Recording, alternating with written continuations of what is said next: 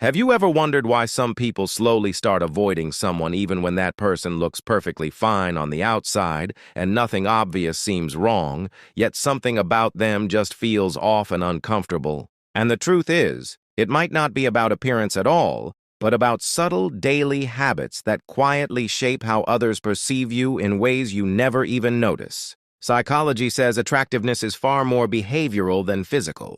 Research shows your brain forms judgments about someone's warmth, safety, and value within seconds. So certain repeated habits can unconsciously lower how people experience you. But the empowering part is that once you recognize them, you can completely protect yourself. One powerful habit that silently damages your presence is constant complaining. Negativity bias makes your brain naturally focus on problems, but when you repeatedly express frustration without solutions, people associate you with emotional heaviness. Research shows emotional contagion is real, which means moods spread automatically.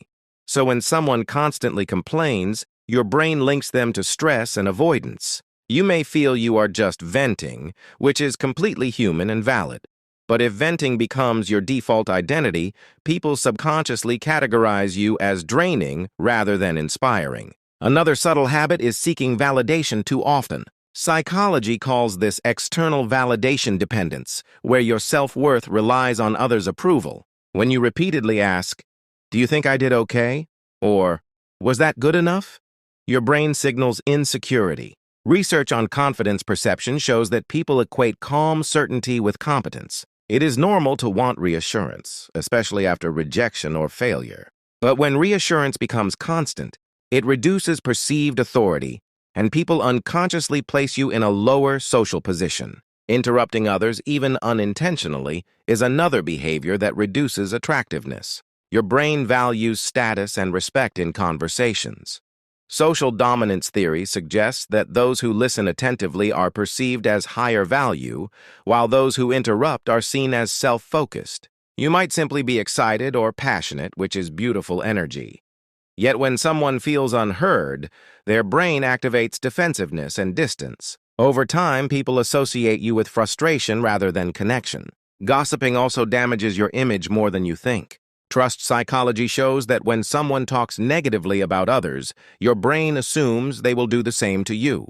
This is called the halo effect in reverse, where one negative trait colors your entire character. Even if the gossip feels harmless or entertaining, it plants doubt.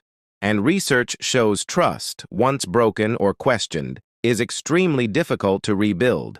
So people may smile with you, but emotionally keep their distance. Finally, ignoring your own boundaries makes you less respected and, strangely, less attractive.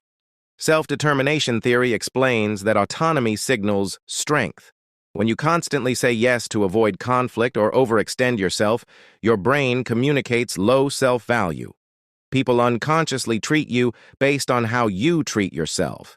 It is kind to help others. But when kindness turns into self-neglect, resentment builds, and others slowly lose admiration. When you look at these habits together, constant complaining, seeking validation, interrupting, gossiping, and weak boundaries, you realize none of them are about physical beauty at all.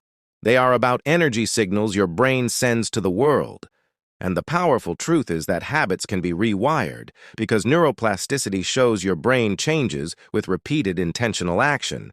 If this opened your eyes even a little, then start with one habit today and consciously shift it. Small behavioral upgrades create massive perception shifts.